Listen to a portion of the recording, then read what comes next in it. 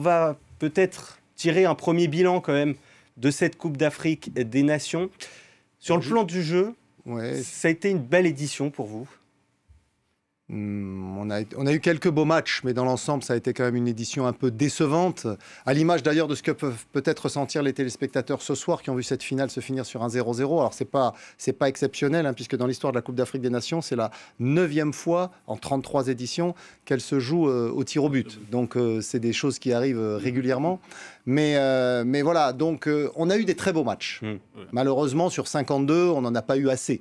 On aurait aimé d'en avoir plus que ce qu'on a eu, surtout dans les phases d'élimination directe, où on a eu, par exemple, le Côte d'Ivoire-Égypte, était un match intéressant, même si c'est fini à 0-0 d'ailleurs, mais c'était un match où il y avait un vrai match. Parfois, le fait d'avoir élargi le plateau à 24 pays, ça donne des petits pays, alors c'est sympa pour l'image, pour la découverte. Je vous trouve dur, Xavier. Ouais, on a eu, c'est vrai que, en fait, c'est ce qu'on appelle les petits pays. On fait des progrès tactiques. Ça fait qu'effectivement, c'est des rencontres plus fermées. Il y a plus de folie. Il y a plus de mecs qui prennent des ballons sur 30 mètres pour faire différence. C'est ça qui était sympa. C'est ça qui était sympa. Mais maintenant, oui, ça relève. Maintenant, si on voit, et c'est malheureusement, je vais utiliser cette image un peu provocante délibérément, mais si on voit des matchs de national à la CAN, ça m'embête. Parce que on a des sélections, et encore une fois, ce qu'ont réussi les Comores en 8e de finale contre le Cameroun, c'était assez magique. Mais l'équipe des Comores, elle était composée de 10 joueurs nés en France. Il n'y a qu'un seul joueur né aux Comores dedans. Donc, c'est bien pour les Comores, mais il faudrait qu'il y ait plus de joueurs nés comoriens dans l'équipe. Parce que si vous prenez une équipe de nationale pour l'amener à la Coupe d'Afrique des Nations, bah, malheureusement, je ne crois pas que ce soit ça l'objectif. L'objectif, ce soit que les petits Africains qui grandissent en rêvant de jouer au football puissent jouer pour leur pays, c'est ça qui est le plus important. Quand c'est une équipe qui est composée que de joueurs nés en France, je pense que c'est pas tout à fait la philosophie de la compétition. On va en parler avec Benoît Perrochet qui a suivi l'ensemble de cette 33e édition. Benoît, une édition qui aura aussi été marquée, on en parlait, par ces belles histoires et ces surprises durant ce mois de compétition.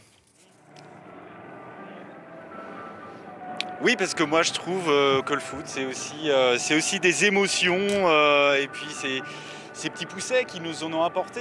Souvenez-vous de la Guinée équatoriale qui s'est quand même extirpée d'un groupe qui comprenait la Côte d'Ivoire, l'Algérie, avec cette victoire de prestige incroyable. On y a assisté face au Fenech, c'était à Douala et puis on a découvert ce joueur. Alors, c'est vrai qu'on le voyait, parce que c'était équato-guinéen, pas seulement parce qu'il avait les cheveux roses, mais vous savez de qui je veux parler, Iban Salvador Edu, qui évolue en seconde division espagnole et qui a porté à bout de bras sa sélection jusqu'en quart de finale. La Guinée équatoriale qui a seulement été éliminée par le Sénégal, des nouveaux venus comme la Gambie qui a été sortie par le Cameroun en quart de finale aussi. Mais comment évidemment ne pas reparler de cette équipe des Comores? Pour eux aussi c'était une première, éliminée par les Lions indomptables en 8e. Souvenez-vous du contexte, avec un joueur de champ dans les buts, un carton rouge dès la 7e minute. Les Comores, le travail d'un homme, le sélectionneur franco-comorien Amir Abdou, 49 ans, qui est également l'entraîneur du FC Nouadhibou en Mauritanie, qui s'est appuyé sur la diaspora, vous en parliez, comorienne, pour bâtir ce groupe. C'est en tout cas pour moi le coup de cœur dans cette Coupe d'Afrique des Nations, dans cette 33e édition. Pour vous, ces petites équipes, on a vu Xavier Barret qui pouvait être parfois un petit peu difficile sur certaines formations, mais ça a fait le charme de cette édition d'avoir... Maintenant, il y a 2 ans, on avait un peu critiqué le fait d'avoir 24 équipes et que ça avait entaché parfois le jeu.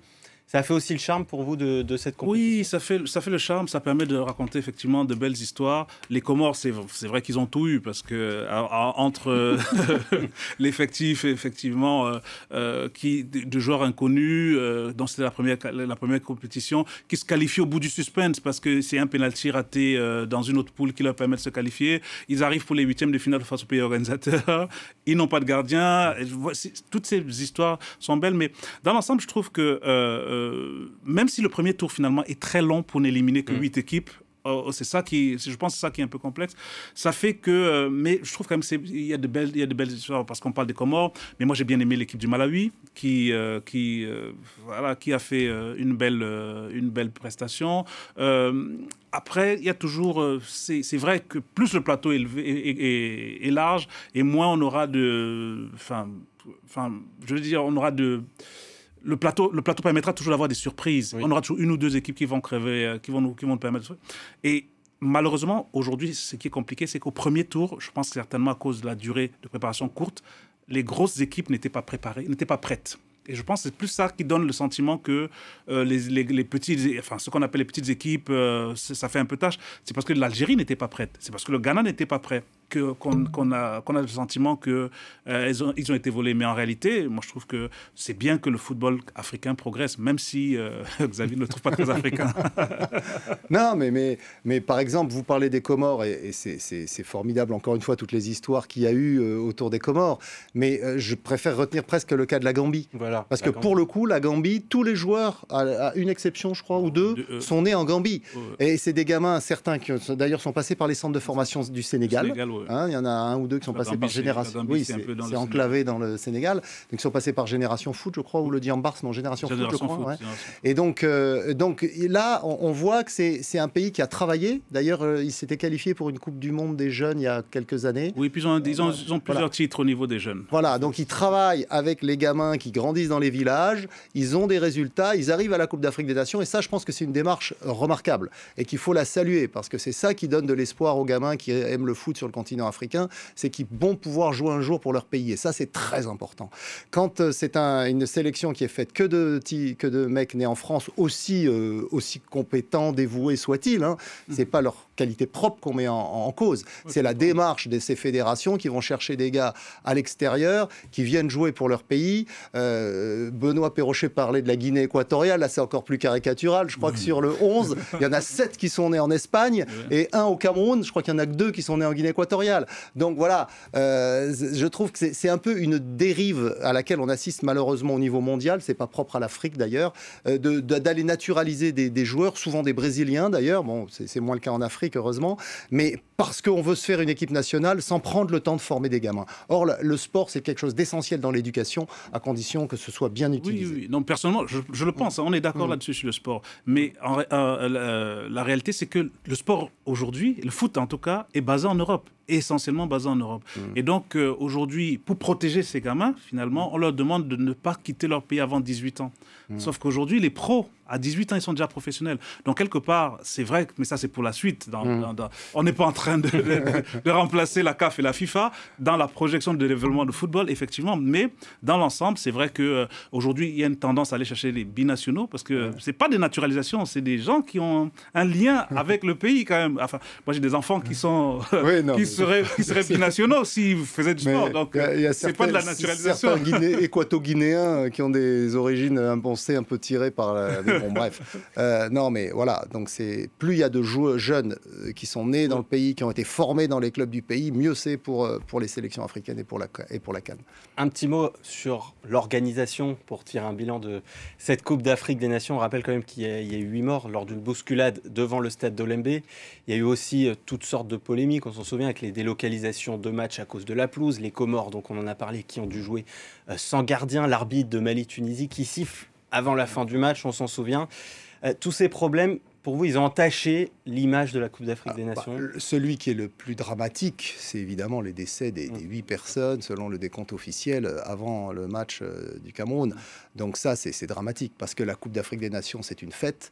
On se réjouissait qu'elle revienne au Cameroun 50 ans après, et malheureusement, il y a cette tâche indélébile. Donc ça, c'est terrible. Le reste, je dirais, c'est presque anecdotique à côté. Mais bon, je voudrais quand même souligner un point, moi, c'est l'arbitrage. Franchement, c'est vrai qu'on a été très sévère au début à cause de l'insolation de M. Sikazvé. On se demande d'ailleurs où étaient les délégués du match, parce qu'il y a des listes comme ça d'officiels, hein, on peut vous les montrer avant les matchs, et on tombe sur un pauvre arbitre qui a effectivement pris un coup de chaud, alors qu'il faisait effectivement très chaud. Que faisaient les délégués, que faisait le 4e officiel, que faisait l'arbitre suppléant, voilà. Ils ont besoin d'être aidés, et ils l'ont été lors de cette Coupe d'Afrique des Nations, qui a été la première avec l'assistance vidéo. Il y a beaucoup de détracteurs de l'assistance vidéo, mais moi, franchement, j'ai trouvé qu'elle a été bien utilisée. Et il faut dire à la CAF qu'elle a très bien fait de mettre beaucoup d'arbitres marocains, notamment sur les phases de qualification directe, parce que c'est les Marocains étaient éliminés. Oui, aussi, mais c'est surtout parce que c'est un des 2 seuls pays qui utilise pour le moment la vidéo dans son championnat. Alors c'est vrai, ça coûte un peu d'argent. Il y a des pays qui l'ont adopté. Bon, il y a le Maroc et je crois la Tunisie, non? La Tunisie, voilà, il n'y en a que 2. Il y en a d'autres qui en parlent. Il faut souhaiter que cette technologie puisse être étendue à des championnats qui ont les moyens et surtout qui se déroulent régulièrement pour que là, encore une fois, le football puisse se dérouler au même niveau que le reste du monde. Benoît Perrochet, de votre côté, qu'allez-vous retenir en premier de cette édition que vous avez vécue au Cameroun ? Alors nous, on est arrivés ici évidemment avec nos yeux d'Européens. Avant cette Coupe d'Afrique des Nations, avant le coup d'envoi, ce match d'ouverture, on avait évidemment beaucoup parlé des problèmes d'organisation, des retards dans la livraison des infrastructures, que ce soit des routes ou encore des stades. C'est vrai que le stade Olembe, il a été livré in extremis pour le match d'ouverture, qu'autour du stade, c'est encore un immense, un vaste chantier, mais ça reste l'une des plus belles enceintes d'Afrique avec ses 60 000 places. Mais c'est vrai, un stade qui reste marqué par cette tragédie du 24 janvier qui, croyez-le, nous a tous marqués ici puisqu'on était à proximité donc, de cette bousculade. On a parlé également des pelouses, Djamel Belmadi, on a beaucoup parlé. Franchement, on a connu pire en Afrique et même en Europe. La plus belle pelouse pour moi des stades que j'ai pu visiter, il y en a que 3, il y a Olembe, Ahidjo et Douala Japoma. C'est la plus belle pelouse, c'est sans doute bien celle d'Amadou Ahidjo, ce stade qui se trouve dans le centre de Yaoundé, qui respire, qui transpire le foot camerounais et africain. Et puis comment ne pas parler évidemment aussi de l'engouement autour de ces lions indomptables, ces innombrables supporters sur le bord des routes, prêts à attendre des heures le bus de leur équipe nationale. Cette ferveur vraiment incroyable de ces 27 millions de Camerounais qui ont finalement terminé sur une bonne note puisqu'ils ont terminé 3e donc de cette Coupe d'Afrique des Nations hier. Benoît Perrochet, merci beaucoup pour l'ensemble de vos analyses durant cette Coupe d'Afrique des Nations. Oui, moi je voulais remercier également toute l'équipe qui m'a accompagné ici à Yaoundé pendant toute la durée de cette mission. 4 semaines, c'est long. Il y a Patrick Delamotte qui est juste derrière la caméra, Armelco qui est rentré à Paris un petit peu plus tôt que nous et qu'on va rejoindre, qui doit regarder elle aussi cette émission depuis Paris. Pascal Ali, évidemment, notre chef de mission. Toutes les équipes web et réseaux sociaux présents sur place. Romain Wex, Laura Mousset, Alois Mezzani et David Beau. Et puis mes 2 fidèles compères chroniqueurs qui sont eux aussi en train d'en terminer sur leur antenne. Eddie Ajmi sur l'antenne arabophone et bien sûr Simon Harding sur ma droite qui est lui en train d'en terminer sur l'antenne anglophone. Merci à eux. Et puis on rentre vite dans le froid parisien. Oh, il fait pas très froid, ça va. Il fait plus très froid. On vous attend dans le froid parisien. J'espère que vous avez bien profité de la chaleur de Yaoundé. Merci également à Cédric Ferreira et l'ensemble de l'équipe Douala qui a sillonné le pays pour couvrir cette Coupe d'Afrique des Nations. Un petit mot pour conclure très rapidement. Le Sénégal fait un beau champion. Oui, le Sénégal fait un très beau champion pour moi et c'est une juste récompense de ce parcours. Pas mieux, pas mieux. D'accord, en 100% avec Hervé. Merci beaucoup à vous. Merci Hervé Kouamouo. Merci beaucoup Xavier Barret d'avoir été avec nous durant ce mois de compétition pour avoir débriefé l'ensemble des matchs de cette 33e édition. Voilà, c'est la fin de cette édition spéciale. Merci à vous de l'avoir suivi. Bravo au Sénégal. Donc, l'information continue sur France 24.